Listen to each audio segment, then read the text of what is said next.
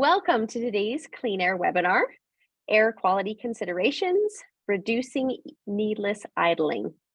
I'd like to acknowledge that we are on Treaty 6 territory, a traditional meeting grounds, gathering place, and traveling route to the Cree, Saulteaux, Blackfoot, Métis, Dene, and Nakota Sioux. We acknowledge all the many First Nations, Métis, and Inuit whose footsteps have marked these lands for centuries. My name is Julie Cusick, and I'm the Communications and Engagement Coordinator for Alberta Capital Airshed. Our last webinar in the Clean Air webinar series, which is co-hosted by Alberta Capital Airshed and West Central Airshed, focused on the reduced vehicle transportation that we saw during COVID and the impacts that had on air quality. You can catch a recording of this on our website at capitalairshed.ca or wcas.ca. We learned in that webinar that traffic does impact air quality. And now that things are humming along again and we generally don't work from home quite as often as we were, it begs the question, when we are driving, how can we reduce the impact of our driving habits on air quality? One strong way is to reduce needless idling. And that's what we're going to dig into today with three special guests. So welcome, Heather Wheeliker from the City of Edmonton, Payton Homeak from the City of St. Albert, and Dominic Schamuhn from the Alberta Motor Association. All right, we'll do more introductions in just a minute. Here's the housekeeping and how the next hour will go.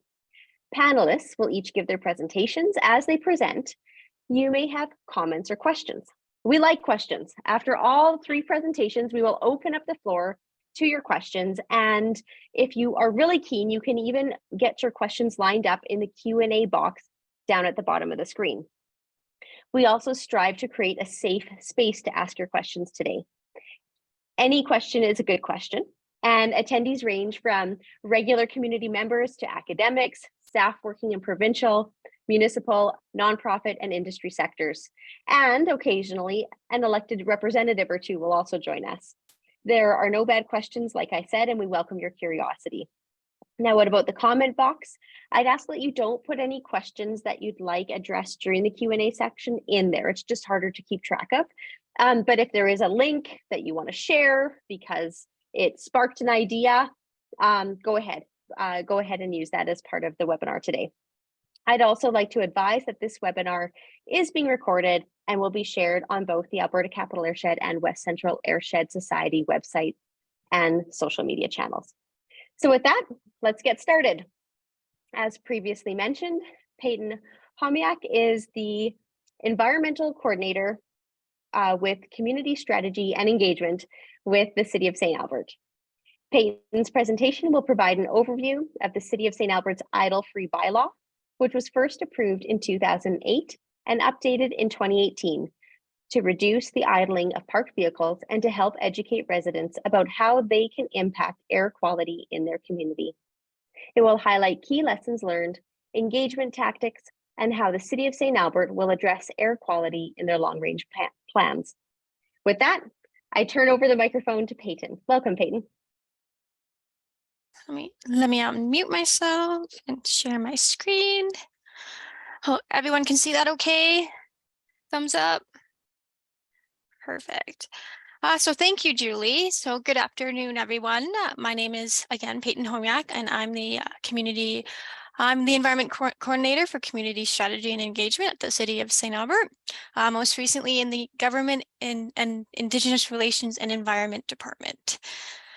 So as a quick review, today I'm going to talk about the City of St. Albert's Idle-Free Bylaw and the exceptions and updates to the bylaw, and then talk a little bit about our air quality monitoring station and how we've engaged and educated the community about air quality, and then how we're going to continue to address air quality in our future long-range strategies and continue to do so.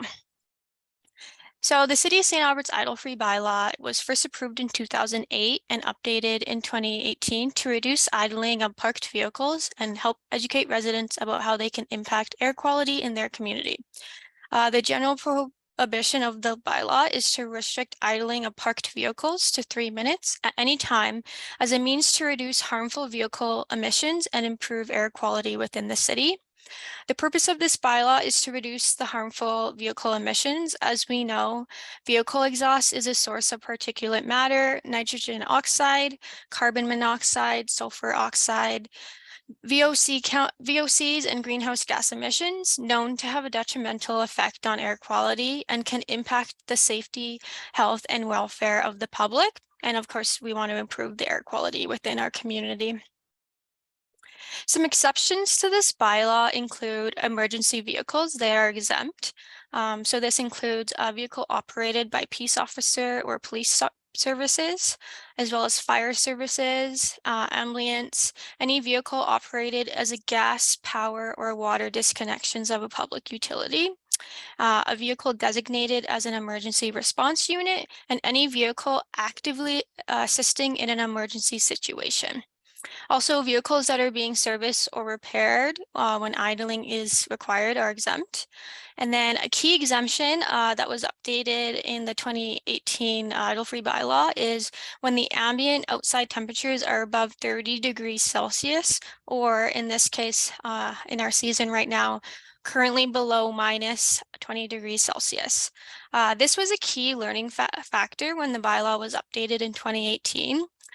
It was a recommendation from our Environmental Advisory Committee to include this, and they are an invaluable committee of St. Albert residents that provide strategic advice and expert information between and among the public, city administration, and council.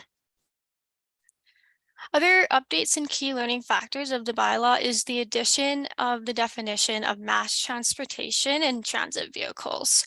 So a mass transportation vehicle is defined as a publicly or privately owned vehicle that provides transportation service to the general public, and a transit vehicle including a transit vehicle, a school bus, and a vehicle operated by a non-for-profit, charitable, or religious organization.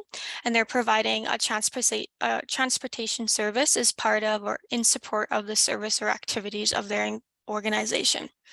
But this does not include a taxi or a limousine as defined in our business licensing bylaw. And then to clarify, a transit vehicle is a vehicle offered for public transportation, and it's operated by or on behalf of St. Albert's Transit, and includes all the buses, the paratransit vehicles operated, such as the Handy Bus service. So at the time when city staff went to get the Idle-Free Bylaw approved by council, the public school board had some suggestions regarding this bylaw update. And so the bylaw process was paused and additional public engagement with school boards and bus companies was initiated. So this is when the city asked some questions relating to the awareness and concerns of this bylaw, and more specifically, the temperature threshold they could tolerate if this was added into the bylaw. So as a result of this engagement, the bylaw was updated to include the general prohibitions. That includes no person shall cause or allow a vehicle that is not a mass transportation vehicle to idle for more than 3 minutes at a time, as well as the second one being no person shall cause or allow a mass transportation vehicle to idle for more than 10 minutes at any time. So this was a key learning for us at the city. And then moving on to the air quality monitoring station. This was the first air quality monitoring station in St. Albert, and it opened on June 8, 2016. The air quality monitoring station, it measures pollutants known to harm health, such as ozone, fine particulate matter, including PM10 and 2.5, and nitrogen dioxide. So having this air quality monitoring station in St. Albert, it not only provides a health management tool to help all Albertans and St. Albertans, especially those most at risk from air pollution, to manage their exposure and their health, but it is a great tool for us to engage and educate the community as we encourage residents to download the Weather Can app and learn about the AQHI 1 to 10 scale to help them understand what the outdoor air quality means to their health in the community. So the city of St. Albert took this opportunity to bring this 3x6 meter size station to life and utilizing it as an educational opportunity by wrapping it with graphics and illustrations to engage residents and students of all ages. So the graphic on the front side is designed for elementary students. So the main sight line you'll see here is in between 3 and 4 feet high. And the designs inform students about the importance of air quality and ideas of the types of activities students can participate in depending on the index. And then here on the opposite side of the air quality monitoring station, we have a graphic design for junior high and high school students, where the main sight line is between 4.5 and 6 feet, where the content is more scientific and technical, and it concentrates more about the air pollutants and the purpose of the air quality monitoring station. In terms of our community education and engagement tactics, we do have the environmental master plan. It was established in 2009 and updated in 2014, and it provides the City of St. Albert with the overall direction for its environmental performance and provides the framework for setting the environmental objectives and targets. So each year, the City of St. Albert publishes a community report on the environment to update residents on the city's progress towards achieving the goals and targets of the plan. And this includes air quality as being goal number 1 to manage it. Some of the targets of the goal is to establish a baseline of St. Albert's air quality and maintain air quality below level 2 triggers. So this includes nitrogen dioxide, sulfur dioxide, fine particulate matter, and ozone is outlined in the Capital Region Air Quality. And then we also celebrate Clean Air Day, which is June 7th this year. This day gets us all thinking about things we can do to keep our air clean for today and future generations. We get the opportunity on this day to talk about and encourage environmentally friendly activities that promote clean air and good health. And it also provides a reminder that simple actions can truly make a difference to our environment. An idling vehicle isn't necessarily something that we're all conscious of, so it's important that each of us recognize those instances where we needlessly idle our vehicles. As well as typically municipalities in the capital region will offer free transit to encourage sustainable transportation on this day. In conjunction with Clean Air Day, to encourage active living and sustainable transportation choices, we celebrate Bike Month in June. So the key month of this is that we ride our bikes for different reasons, whether it's to get to work or school or exercise or even to improve air quality and our health. We also have our Care About Air campaign. So in the past, it was to promote the Idle-Free Bylaw, Clean Air Day, and all the things that promote air quality in general. So this is kind of this graphic and this campaign is the umbrella for all of our clean air initiatives. And then as part of the Spruce Up St. Albert's program, we do have our community naturalization program where we promote the benefits of planting trees and shrubs to help clean our air. And so we do this with all ages in the community. And then in continuing to address air quality in our future long-range strategies, air quality will be prioritized in the municipal development plan in both green environment and resilient infrastructure long-range strategies. So more specifically, a key principle in the resilient infrastructure strategy is to fight climate change and improve air quality by reducing energy consumption and greenhouse gas emissions from all sources. And to continue to engage and support residents in the community, we are preparing an air quality resource for residents where they can borrow a Flow 2 air quality sensor, and it provides real-time measurements of particulate matter, PM1, PM2.5, and PM10. VOCs and nitrogen dioxide concentrations, both indoors and outdoors. So the data can be visualized and exported using a phone application for both Android and iPhones through Bluetooth. And in closing, the City of St. Albert, we do have many programs and initiatives in place to preserve and protect our environment. But by raising awareness of what we as a community can further do to continue to promote a better future, the goal is to protect our environment, and it is a shared responsibility. So we should all take great pride in what we are trying to accomplish today. And with that, thank you for listening. And I have provided my email address in case you have any future questions. Thank you. Wonderful. Thank you for that, Payton. Great information there, between the bylaw itself and some of the engagement pieces that there are for residents and things to watch out for that are being developed in the city of St. Albert. Thank you for that, and for providing your contact information for folks who'd like to follow up further. I'll now welcome Heather Wheeliker, Program Manager, Community Outreach with the City of Edmonton. Heather has devoted much of her professional life to developing and delivering education and outreach materials that encourage understanding about our connection to the natural world and our role in conservation. At the City of Edmonton, Heather engages citizens and stakeholders in climate action. We're so pleased to have you here with us today. Welcome, Heather. Hi, Julie. Thanks very much for that introduction, and thank you for coordinating today's session.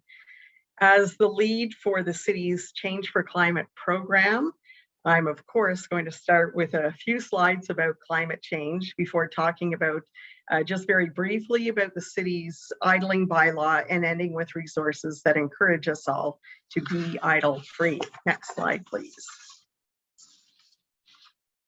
So we know that some of the same contributors to poor air quality also contribute to a warming climate.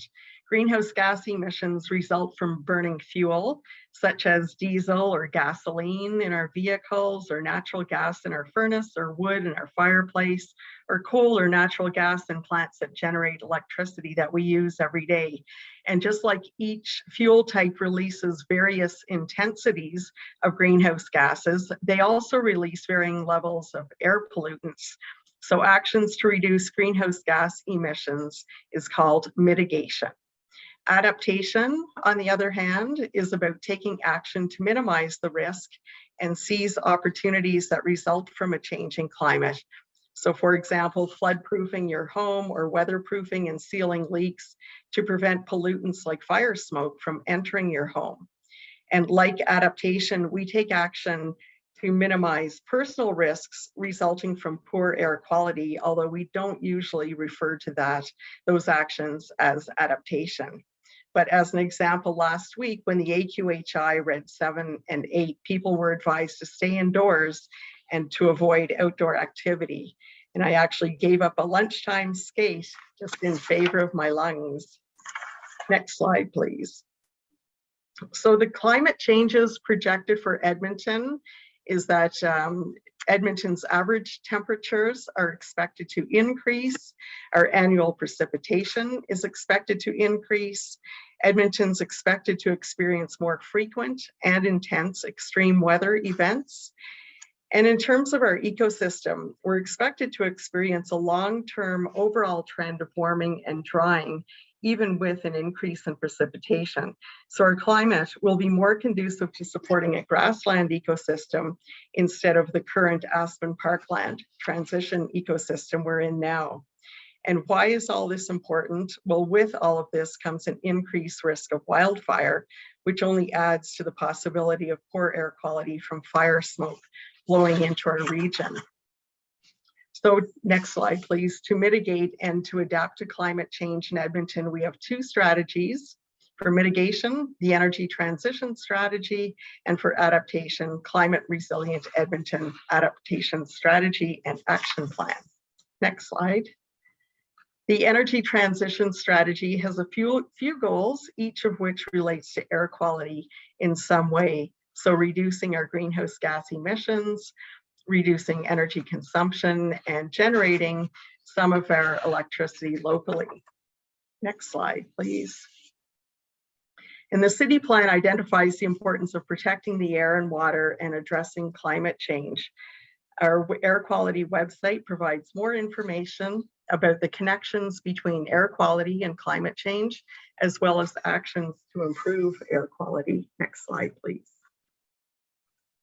And the city knows that vehicle idling is a significant component of poor air quality and works with a variety of partners across the region and including the Alberta Capital Airshed so that we can make improvements. Next slide, please. We know that idling is a bad habit. It wastes fuel. It has a price tag attached to it in terms of wasting fuel as well as health-wise. it contributes to climate change, and poor air quality contributes to human and environmental health problems. But still, we continue to idle our vehicles. Next slide, please. So Community Standards Bylaw 14600 supports the city's desire to improve air quality. And I won't go into significant details as Payton had, but just an overview of this. Part 5.1 of the bylaw addresses excessive idling. It takes effect when the temperature rises above 0 degrees Celsius. Under the bylaw, drivers cannot idle for more than 5 minutes within any 30-minute period when parked in an area designated as no idling. And that's key to Edmonton's bylaw. It needs to be designated. So it applies only to participating schools and hospitals and the zones around those areas. So just a little bit more information about the bylaw. Signs about the bylaw are placed in city right-of-way areas in front of schools or hospitals, and schools and hospitals they can also place their own signs in no idling zones. So they actually have to register that they've got a no idling zone. Vehicles licensed to provide public transport, emergency vehicles, and vehicles transporting medically fragile people are exempt from the bylaw, but are encouraged to reduce or eliminate idling. And taxis for hire, and other vehicles for hire, they're exempt. And that's described in section 38.3B of the bylaw. Next slide, please. The bylaw also restricts a person from engaging in any activity that creates odor, emissions, smoke, vapor, dust, or other airborne matter that is reasonably likely to disturb another individual. Part 4 of the bylaw addresses outdoor fires. Part 5.2 addresses odors and emissions, and Part 6 addresses enforcement. And the enforcement officers are also engaged in educating drivers about idling and reasons why people should not idle their vehicles, even if they're in a zone where you're kind of allowed to idle. Next slide, please. So what can we do? Of course, I think we all know this. We can turn off our engine if we're parked for more than 60 seconds, such as waiting for someone to run into a store or picking someone up from work or school.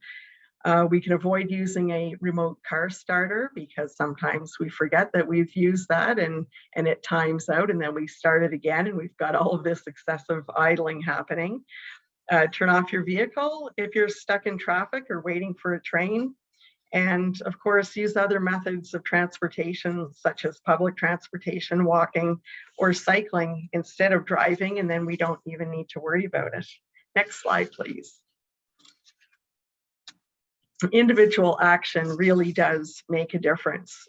We can be more aware of the amount of time that we idle, reduce our warm-up time to 60 seconds or less. And I think our next speaker will talk a little bit about this, but wheel bearings, steering, suspension, transmission, and tires all warm up when the vehicle is moving. And in the near future, maybe we'll all be driving EVs, and the air and our lungs are going to thank us. Next slide, please. So the city has free downloadable resources for your own Be Idle Free campaign. Just visit edmonton.ca/Be Idle Free, and near the top you can click on resources. Next slide, please. And on that site, you'll find graphics that you can use to build your own campaign, design your own materials. There are flyers that are all ready for printout, and there are posters in various sizes, as well as a sign that you can print for use. Next slide, please. And I'd just like to mention a couple other resources. One is the Smart AQHI Air Quality Health Index lamp. And it's a lamp that we created several years ago that was connected to an app, and using Wi-Fi enabled bulbs, the bulbs in the lamp would change color according to the air quality. So it was hooked up to the real-time AQHI. And it's been idle for a few years, but I'm happy to report that the city's IT staff are currently working to bring it back to its former glory. And we're going to be hopefully providing citizens with instructions for connecting their own personal Wi-Fi enabled bulb to the AQHI using this app. And our set time, our goal is to have this launched, the second version launched in time for Clean Air Day on June 7th. I should also mention, Payton's presentation reminded me of this, but it's not in my slides. We also have an air quality toolkit that you can borrow from Edmonton Public Library, and that'll help you to just learn a little bit more about air quality and how to improve the air, the personal action that we can take. Next slide, please. So all of these resources, again, are at edmonton.ca/beidle-free. And next slide is my email address if you have any questions. And thank you very much for participating in today's webinar. Wonderful. Thank you, Heather, for that presentation. And I did sure like that punny joke you had there around the AQHI lamp being a bit idle right now. So well done. Thank you again for all that information. And I can't wait to dig into it more in the Q&A section. So now that we've learned both about what's happening at the municipal or in the municipal front from both St. Albert and Edmonton, I'd like to welcome Dominic Schamuhn, the Manager of Advocacy with Alberta Motor Association.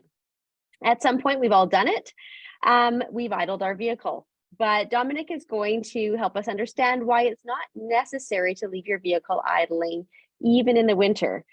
We will learn that modern vehicles don't need a lot of time to warm up. Not only does it waste fuel and cost you more the next time you need to fill up, it also creates unnecessary pollution and impacts air quality. With that, welcome, Dominic. Thanks, Julie. Glad to be here. And thanks to my fellow panelists today as well. So, you know, like I've said, we've all done it. It's something I'll admit I've done myself, but the reality is that it's not something that we need to do. And so a lot of this conversation is focused on winter. I think a lot of the discussion today has been focused on winter as well, but it is something that we can do and apply throughout the year. And so one thing I'm just going to share as well is some of you may be wondering, why is AMA here?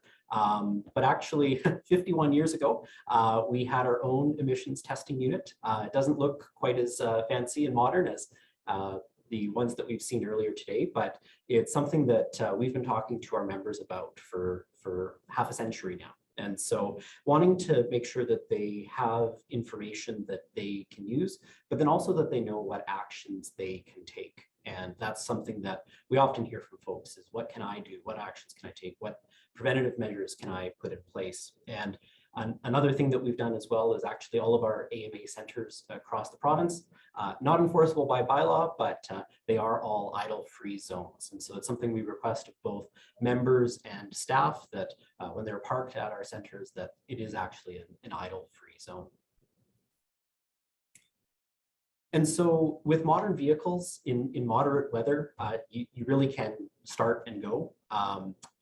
Clear off your windows, always make sure that there's no snow, frost, ice covering your visibility.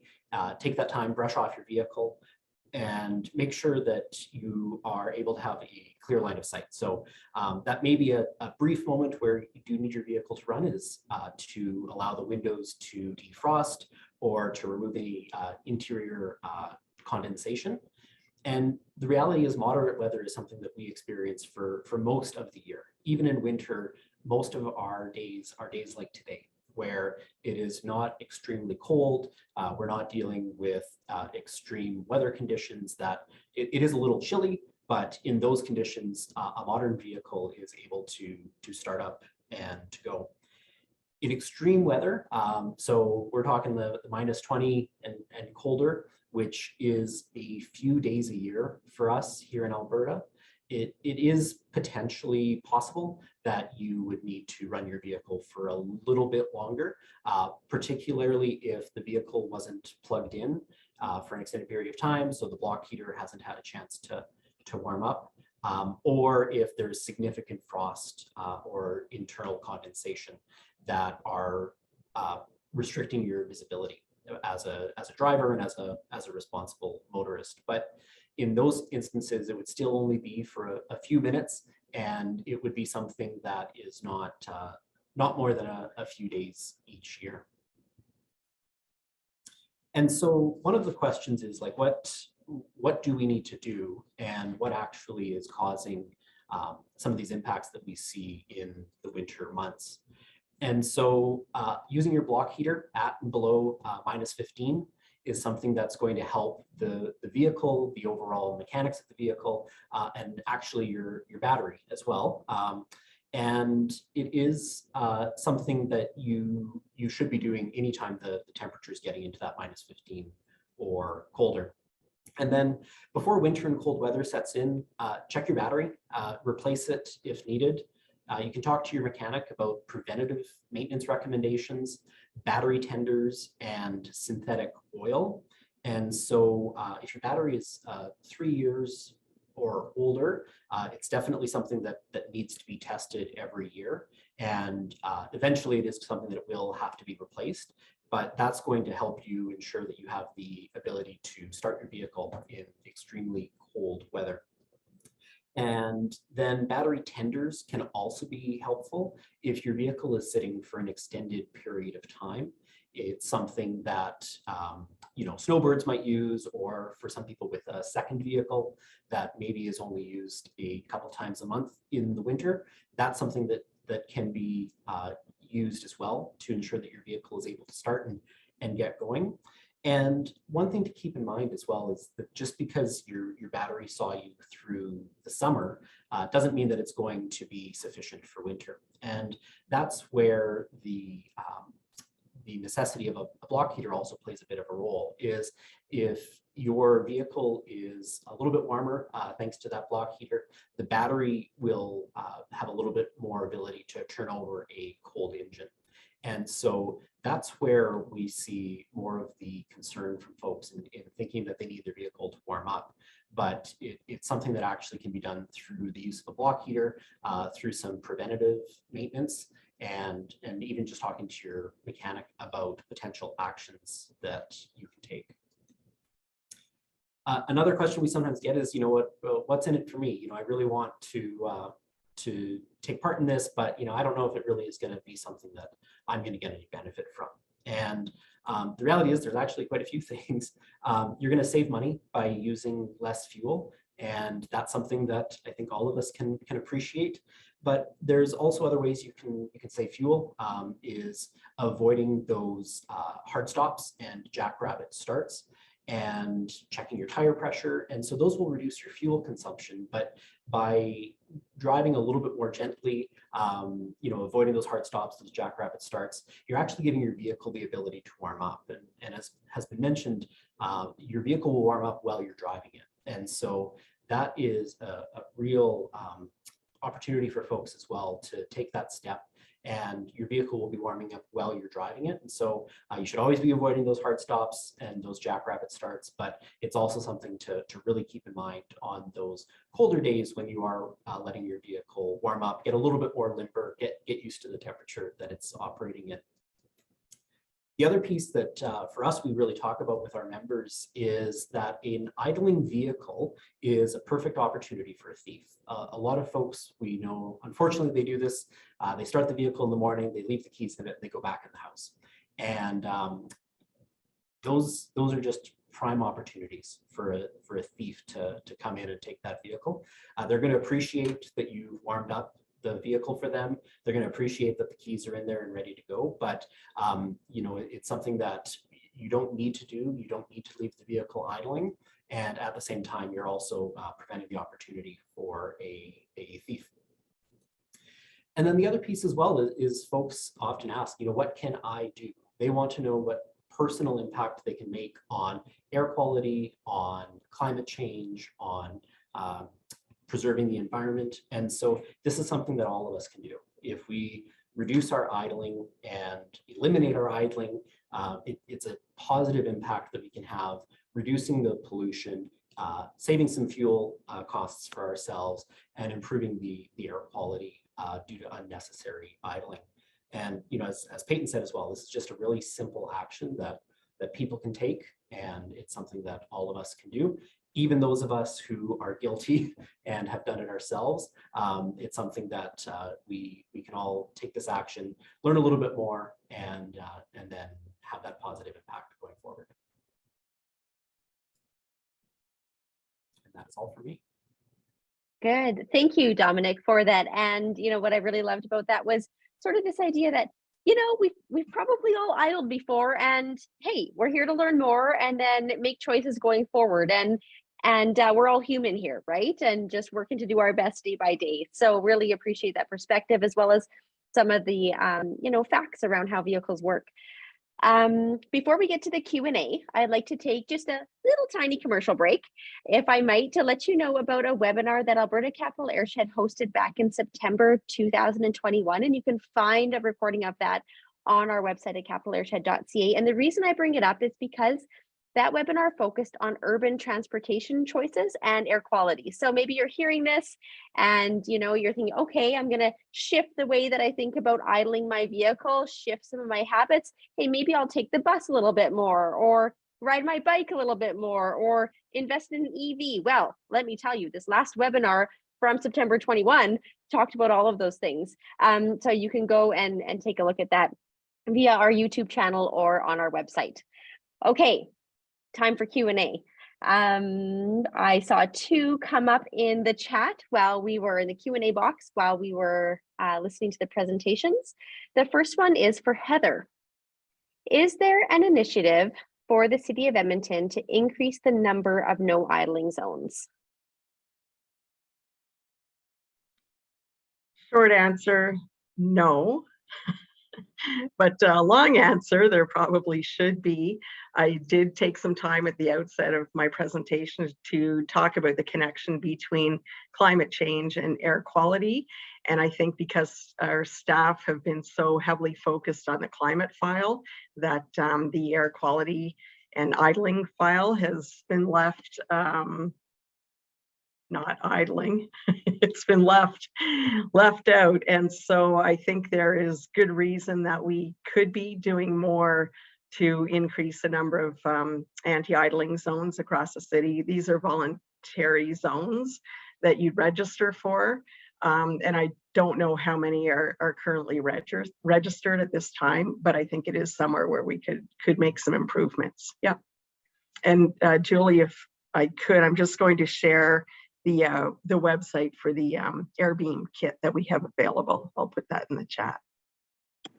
Yes, thank you for putting that in the chat. And for anybody who is listening to this in the recording afterwards, we will have a list of all of those links in the on the website for you. The other question, I guess, around the no idling zones and perhaps an initiative to increase them is, would your best advice be for somebody who's interested in getting one of these zones put up in an area they frequent, just to head to that Be Idle-Free section of your website? Is that the best way for people to sort of take the next step if they're interested in doing that? I think probably the next step would be to speak to the people in that area. So whether it's a hospital or a school, and talk to them about the possibilities. And I think even raising awareness that it is possible to declare it as an idle-free zone, because we haven't had a lot of messaging about this in a number of years. There could be individuals who are unaware of the possibility. So I would start by talking to those folks first. Great, thanks Heather for that advice. The next question is for Dominic, and the question is this: it seems more and more new cars are being sold here without block heaters in favor of car starters. Do you know if that is true? And if so, would awareness with dealerships help to correct this? Any thoughts on that one, Dominic? So anecdotally, I think that is, we've heard as well that is becoming more common, but the other piece of that is actually potentially a positive, where some of these vehicles provide the ability to warm up the cabin of the vehicle without actually starting the internal combustion engine. And so a battery powered heater essentially is warming up the cabin, because I think that's what we hear from a lot of folks is that's the reason they're idling is warming up the vehicle means, yeah, I want it to be mechanically warmed up, but they also mean for themselves. And so I think all of us can appreciate that and understand that. And so I think that's one of the things where, although we definitely still recommend using that block heater, having it installed if it's not an OEM installed feature. But at the same time, there is some potential with technology to be part of that solution and providing folks the ability to get into that warm vehicle and then get on their way without having the vehicle actually idling and creating emissions at that same time. Great. Yeah, thanks for that context and ideas around that one. We have another question here. This one's for Payton. Since the introduction of the bylaw, have municipal enforcement officers focused on education, or do they regularly issue fines? Has it been difficult for officers to compile the evidence necessary to enforce the bylaw in a defensible manner? Thank you, Brian, for that question. So the Idle-Free Bylaw in St. Albert, it's enforced on a complaints-based process. So meaning that if someone does make a complaint to the city, a report is filed, and then MES will further investigate and issue a warning or a fine. It is up to the situation and to the discretion of the MES officer. But in most cases, the first instance is you do get a warning and you do get some education on the Idle-Free Bylaw, and then if it seems to progress again and again, then that's where the fine will come due to the person, going against the bylaw. So I can say that since January of 2020 to December 2022, 58 reports of idling were investigated by our municipal and enforcement services. As part of the second part of the question, I don't have that answer on hand, but that's something that I can definitely look into. Great, thanks for that. There's a little bit of interest in the Q&A around Clean Air Day and the way that St. Albert and the City of Edmonton have participated in that. And one of the pieces was around free transit. Any thoughts on that going forward in terms of what your municipalities might be thinking? I'll open it up to both Heather and Payton. And if you don't know yet, that's okay, but go ahead, Payton. I do. It's something that we do look forward to doing every year. But yeah, it's a partnership between the capital region in general, and then as well as with our transit department. So currently it's in the preliminary phases of planning. So, I mean, my hope is yes, but I can't say for sure. Yeah, very fair. How about you, Heather? Any insight into whether the City of Edmonton would be thinking about or offering that as part of Clean Air Day this coming year?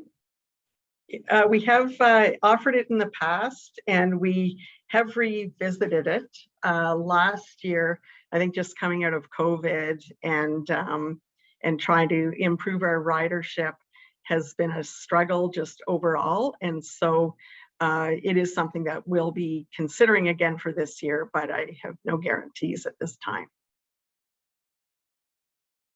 Yeah, thanks. I appreciate that, right? The planning is still ongoing. So another question here around, is any one of you aware of initiatives to encourage private landowners, such as shopping malls, to promote reduced idling?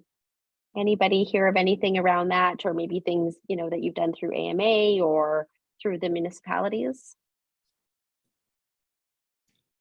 I'm not aware of a particular program or initiative, but I know it's something that we've done ourselves. We felt it was important to do. We do recognize the connection between motoring and the environment, and so recognizing that there are actions that we can individually take to have that. Part of that is, for us as an organization to make that request, and that is always an opportunity for folks to let your employer know, or to let your friend who owns a business know that they may want to encourage their patrons, their members, their staff to take part in being an idle-free zone. In our case, it's voluntary. It's not a bylaw enforcement, but I think even just that voluntary request gets people thinking and saying, actually, I don't need to idle right now. I don't need to leave my vehicle running. It's something I can do. And And so the more we talk about it, the more people understand the importance of the issue. I think taking that initiative on ourselves to have those conversations could be impactful as well.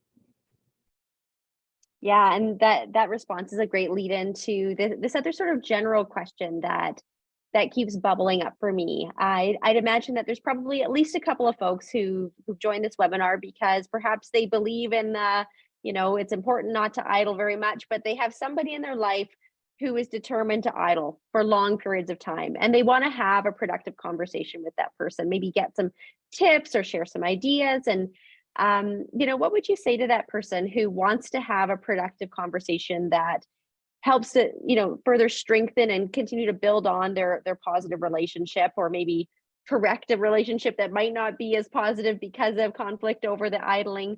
How would you recommend somebody start to have a conversation like that with somebody that they know around idling and around the value in idling less? I can go first on this one. So my advice is to remind each other how simple it is to avoid and to reduce needless idling. I always like to put things into a greater perspective. So I know of this fun fact from Natural Resources Canada, where as if Canadians avoided idling for just 3 minutes every day, we could prevent more than 1 million tons of carbon dioxide from entering our environment.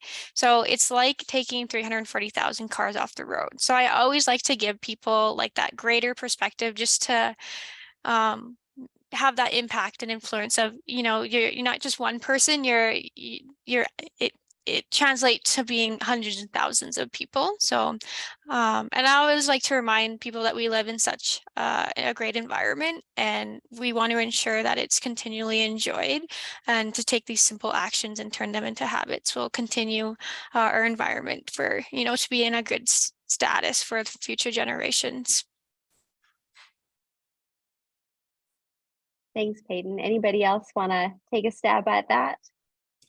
I can jump in. I mean, I think approaching those conversations, we hear from a lot of folks, they think they have to, and so that's why they're doing it. And just approaching with that sort of that context. And I think one thing I forgot or neglected to mention is the reality is you did used to have to. Your vehicle did need to warm up when they had carburetors, and so that is a couple decades ago. Not many, if any of us on the webinar today are driving a vehicle with a carburetor. And so that's where that switch took place. And so a lot of information gets passed down from parents to children, grandparents to grandchildren.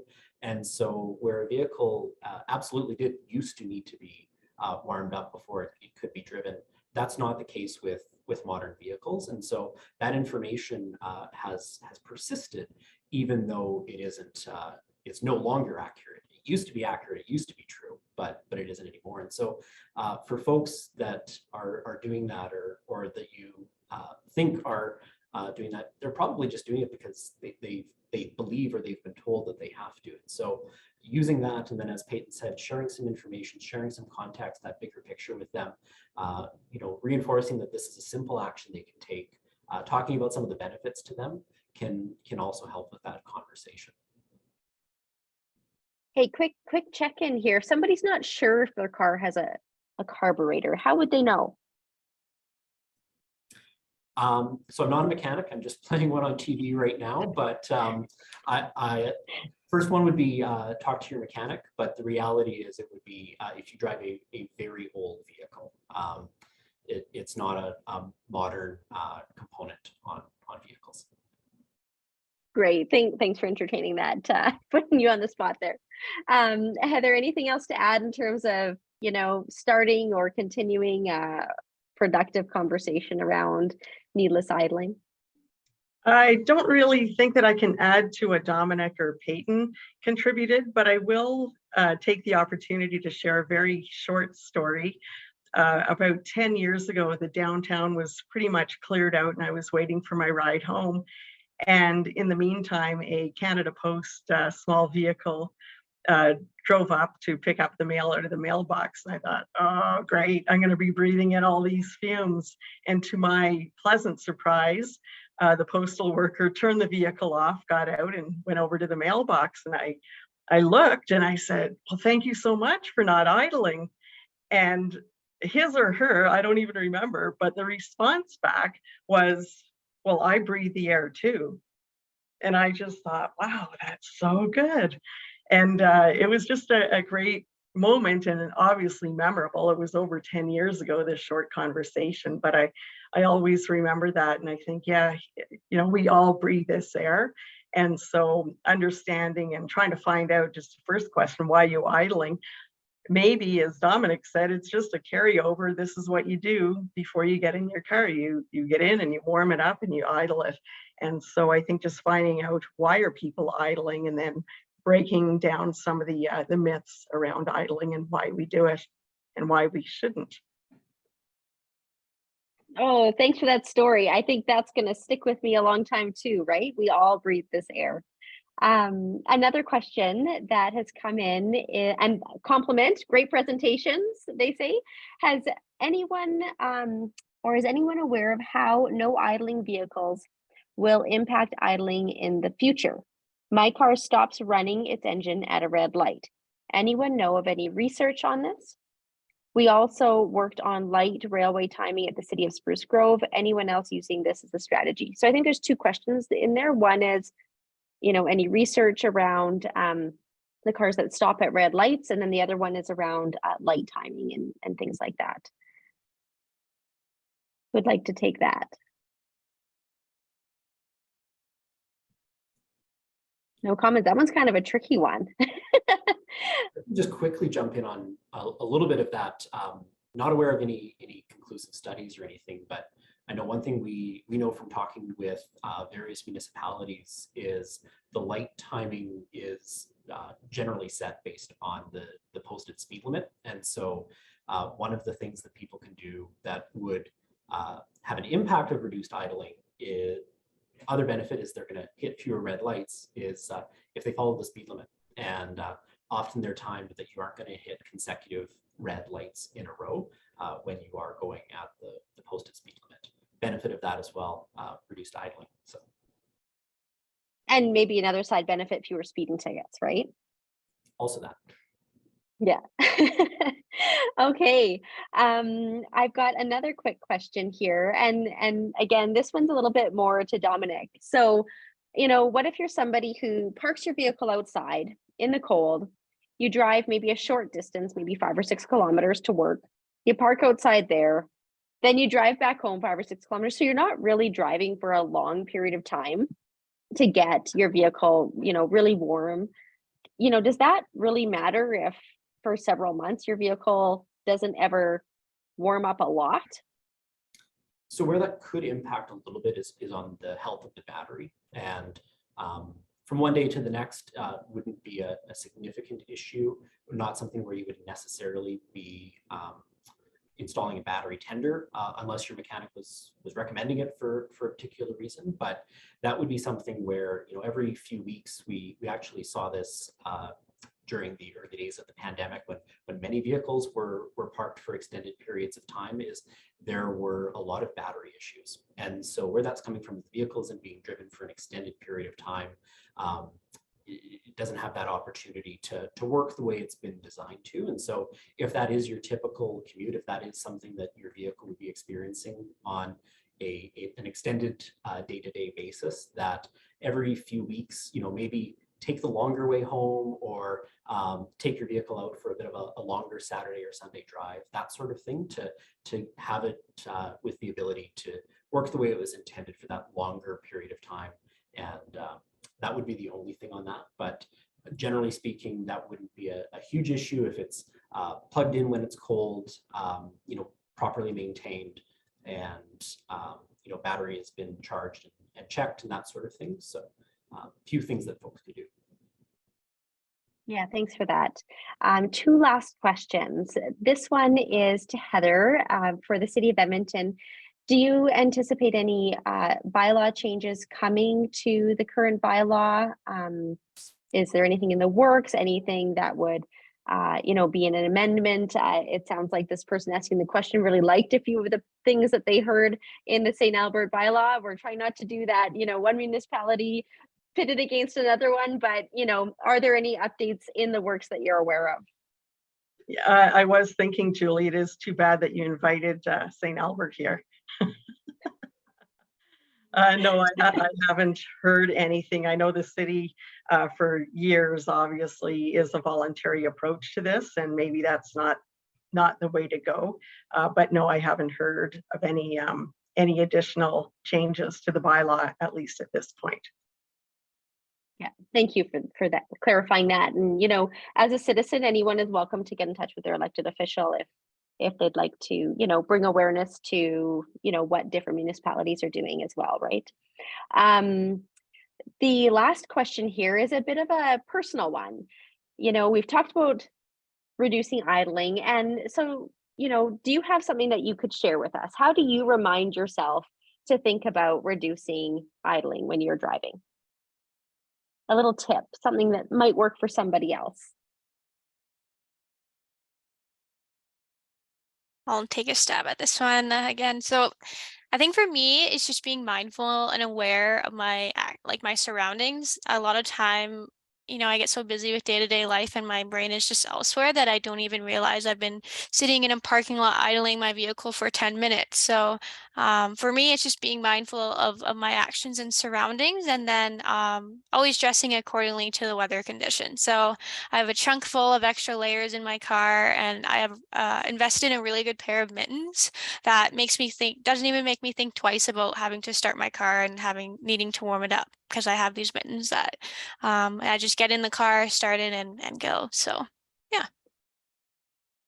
I love that. Get some good mittens.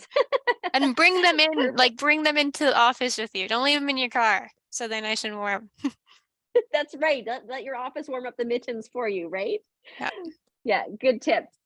Heather or Dominic, what helps to remind you about the importance of not idling when you're getting into your vehicle? I think for me, it is looking around and seeing that other people are idling, and I just don't want to contribute to it. And like Payton said, dress warmly when you're driving in winter. And heated seats are a nice bonus these days in our vehicles. So there's really no reason. And I wear a mask enough indoors, and I don't want to wear one outdoors too. So there's lots of reminders around me every day. Yeah, thanks, Heather. And I think for me, it's that once you know a little bit better, once you have that additional information, you know that it's not necessary, it's not helping, or in some cases, it's actually making matters worse. And so with that knowledge, you're like, do I actually need to do this? And if the answer is no, then not doing it.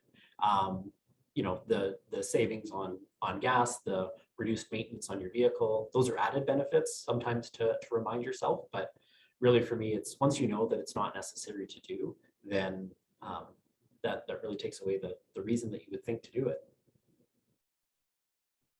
Wonderful. Well, I do want to, you know, very much thank all three of you for joining us today, Payton, Heather, and Dominic. Your presentations and the information you provided have just been stellar, and we will provide all those links in the recording when we get that posted, as well as email those out to anybody who did register for today's webinar. I'd also just like to quickly acknowledge Russ Miyagawa, who's been working in the background to provide some technical support for this webinar, as well as Serena Tang, who has been posting or will be posting some tweets and other social media posts about the webinar and some of the things that we've learned from Payton, Heather, and Dominic. So with that, I hope everybody has a wonderful rest of your day and a few good tidbits to think about as you carry on in conversations and in your driving habits. Thanks.